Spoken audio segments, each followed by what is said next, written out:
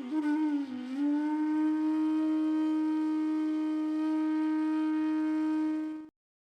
તમે ગીત સાંભળતા હતા ને, એ ગીતમાં મારી સાથે એવું થયું. મેં એક ગીત લખ્યું, મૌન ધર્યું છે સિદ્ધાંતો શીખવવા, મઠડી ધરી છે મનોરથીને રીઝવવા. હું દિલ્હી ગયો તો એક બેન મારી પાસે આવ્યા, મૌન ધર્યું છે એટલે પેલી મઠડી કડક ન થઈ જાય એટલે એમાં મૌન નાખ્યું છે એ જ ને? મેં કીધું હા હા એ જ.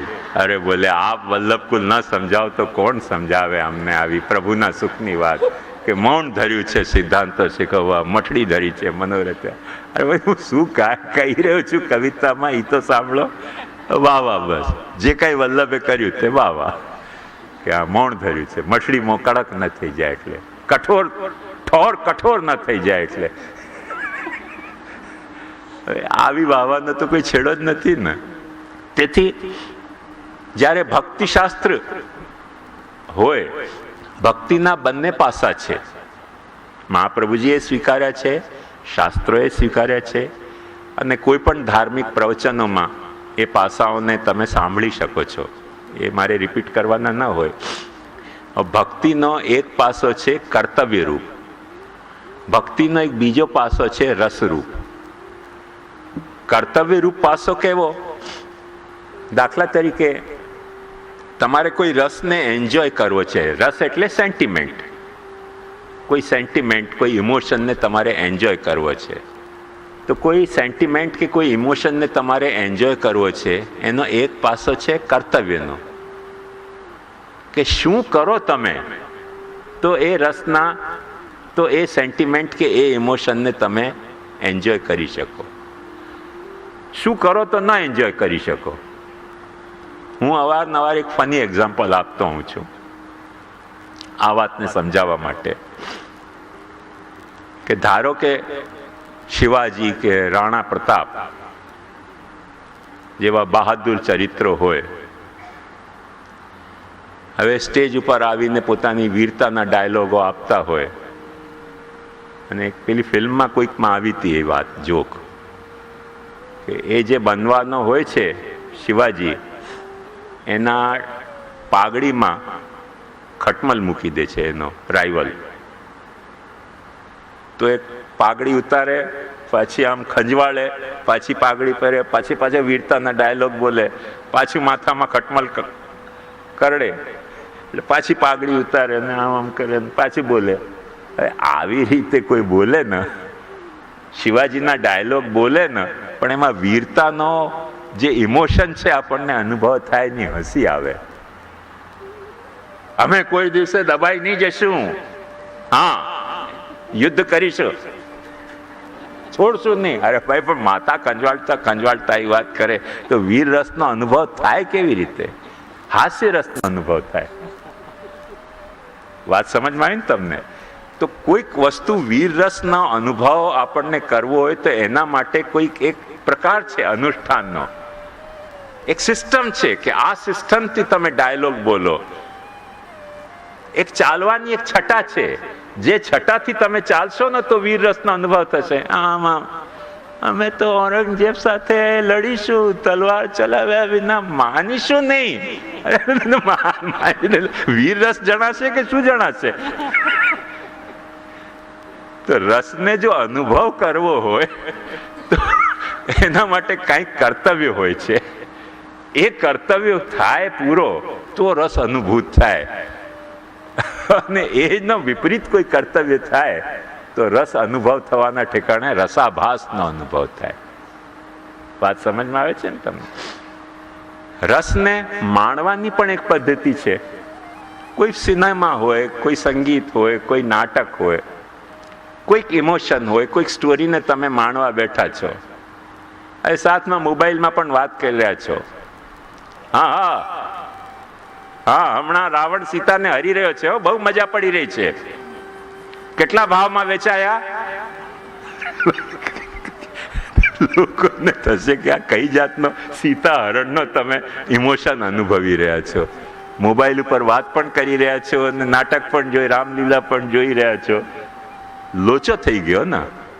એટલે રસને અનુભવ કરવાની પણ એક પદ્ધતિ હોય, અને રસને પ્રકટ કરવાની પણ એક કર્તવ્ય પણ હોય.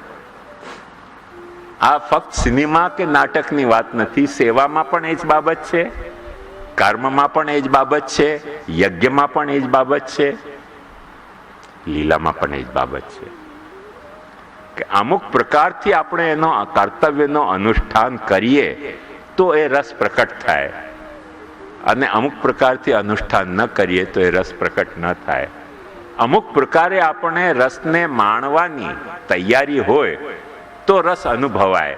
બાકી આપણે રનિંગ કોમેન્ટ્રી આપીએ કે હા મજા આવી રહી છે, હમણાં બસ થોડીક વારમાં જ રાવણ સીતાને ઉપાડી જાય એવું લાગી રહ્યું છે, ભીખ માંગવા તો આવી ગયો છે, બસ થોડીક વાર છે, ભીખ આપશે ને એટલે લઈ જશે. તો ક્રિકેટ કોમેન્ટ્રી ચાલી રહી છે કે સીતા હરણ નાટક ચાલી રહ્યો છે? મુદ્દો સમજમાં આવે ને તમને? આવી રીતે સીતા હરણના નાટકની કરુણાને આપણે અનુભવી ન શકીએ. સો ધેર ઇઝ અ લિમિટ કે રસને અનુભવવો હોય તો કેવી રીતે અનુભવવો, અને રસને પ્રકટ કરવો હોય તો કયા કર્મોનું અનુષ્ઠાન છે. અને આ બધી વસ્તુઓ કોઈ સિસ્ટમની પાર્ટ છે, આ રેન્ડમ પ્રોસેસ નથી. મૂળ આ વસ્તુ ખ્યાલમાં રાખો. એટલે ભાગવતમાં જે લોકોને ફક્ત એમ જ લાગે છે કે રસ અનુભવ કરવા માટેનો શાસ્ત્ર છે, એટલે એ લોકોને ઘણી વખતે એમ લાગે છે કે બધું જ અહીંયા રૂપક છે કાવ્યની માફક. પણ એક વાત ધ્યાનથી સમજો કે બધું જ જો રૂપક હોય કાવ્યની માફક, કેમ કે રસશાસ્ત્રમાં રૂપક હોય જ. કોઈ પણ રસશાસ્ત્ર ઉપમા રૂપક, ઉપમા અને રૂપકનો ભેદ તમે સમજો. ઉપમા એટલે કોઈકનો મુખ ચંદ્ર જેવો છે એમ કહેવો, અને રૂપક એટલે આ મુખ ચંદ્રમાં છે એમ કહેવું, ચંદ્ર જેવો છે કેવો નહીં. તો રૂપક, ઉપમા, વ્યતિરેક, પ્રતીપ એ બધા અલંકારો છે, જે અલંકારોની દૃષ્ટિથી વર્ણન કરવામાં આવે તો રસ આપણને જાગે. એ અલંકારોનો પ્રયોગ ન થાય તો રસ આપણને અનુભવાય નહીં. વાત તેની તે જ હોય. પણ શાસ્ત્રકારોએ રસના વર્ણનમાં તેથી જ શબ્દાલંકાર, અર્થાલંકાર એવા પ્રભેદો ઘડ્યા કે કયા રસને વર્ણવવા માટે કઈ જાતના શબ્દો વાપરવા જોઈએ, કયા રસને વર્ણવવા માટે કઈ જાતના અલંકાર વાપરવા જોઈએ. એ અલંકારોમાં એ વાત આપણે રજૂ કરીએ તો એ રસ અનુભવાય, અને એ અલંકારમાં વાત જો રજૂ ન કરીએ તો એ રસ ન અનુભવાય. બહુ પ્રસિદ્ધ એનું ઉદાહરણ છે કે એક વ્યાકરણાચાર્યને પૂછ્યું કે ભાઈ આ વૃક્ષ સામે છે, સુખેલો વૃક્ષ, એનું તમે ડિસ્ક્રિપ્શન આપો. તો એણે કહ્યું કે શુષ્કો વૃક્ષ તિષ્ઠતિ અગ્રે. સાંભળતા જ આપણને ગભરામણ થાય કે બહુ કઈ ફટાફટ ફટાકડા ફૂટ્યા કે શું થયું. દૃઢ ચરણન કેરો ભરોસો ગાઈએ ને, નહીં, પરમ કૃપાલ શ્રી વલ્લભ નંદન. તો એમાં પણ એમ જ થાય છે ને, કરત કૃપા નિજ હાથ દે માતે, જે જન શરણ આય અનુસરહી, ગ્રહી સોંપત શ્રી ગોવર્ધન નાથે. હવે લોકો જ્ઞાન રાખતા નથી, એટલે પરમ ઉધાર. ઉધાર એટલે બેડ ડેટ. પરમ ઉધાર ચતુર ચિંતામણી, રાખત ભાવ ધારા કે સાથે. અને પાછા આરતી ઉતારતો એટલે અમને ગિલ્ટી ફીલ થાય કે અચ્છા આ અમારા લક્ષણ આવા વર્ણવાયા. પરમ ઉધાર ચતુર ચિંતામણી, કોઈ દિવસે ચુકાવશે જ નહીં, બધી ભેટ લઈ જશે. રાખત ભાવ ધારા કે સાથે, કોઈ દિવસે તમને ઘરમાં ઠાકોરજીની સેવા કરવાનું કહેશે જ નહીં. પરમ ઉધાર ચતુર ચિંતામણી, રાખત ભાવ ધારા કે સાથે, ભજ કૃષ્ણદાસ કાજ સબ સરી. કયા કાજ? મટડી મોહનતાલના વિક્રયના. એટલે એક જ શબ્દમાં થોડાક હેરફેરને કારણે ભાઈ પરમ ઉદાર કહો તો અમને પણ લાગે કે ભાઈ હોઈએ કે ન હોઈએ, ઉધાર પણ હોઈએ, પણ ઉદાર કહેશો તો અમને લાગશે કે ના કંઈક રિસ્પેક્ટ આપ્યું. પણ આરતી ઉતારતા જાઓ ને પાછા એમ ગાઓ કે પરમ ઉધાર ચતુર ચિંતામણી, રાખત ભાવ ધારા કે સાથે. પતી ગયું ને? તો રસ કેવી રીતે પ્રકટ થાય, રસ કેવી રીતે માણી શકાય, તે દરેકના લિમિટેશન હોય છે.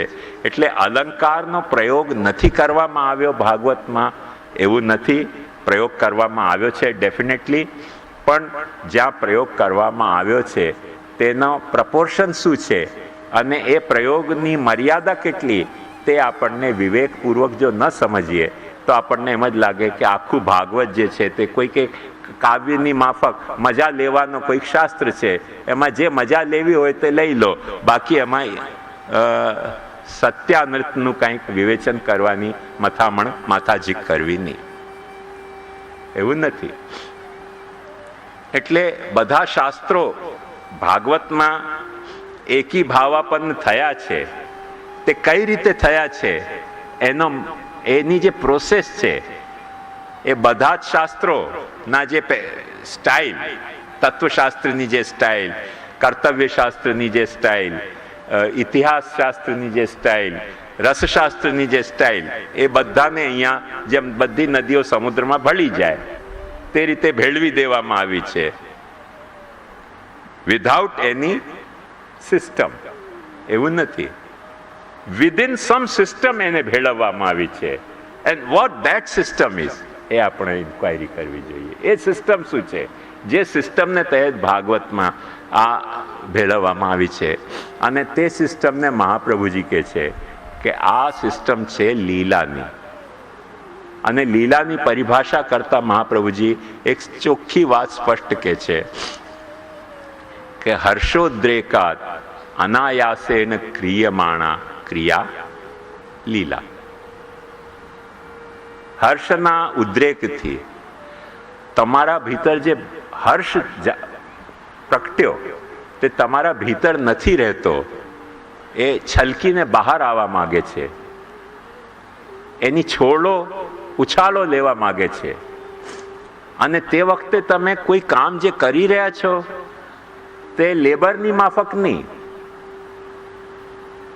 એવો કામ નથી કરી રહ્યા કે જેના તમારી મસલ્સ બની જાય, પણ એવો કે અનાયાસે ન ક્રિયમાણા, જેમાં કોઈ આયાસ ન થતો હોય એવી રીતે જે કામ કરવામાં આવે હર્ષોદ્રેકને પ્રકટ કરવા માટે, તે ક્રિયાનું નામ લીલા.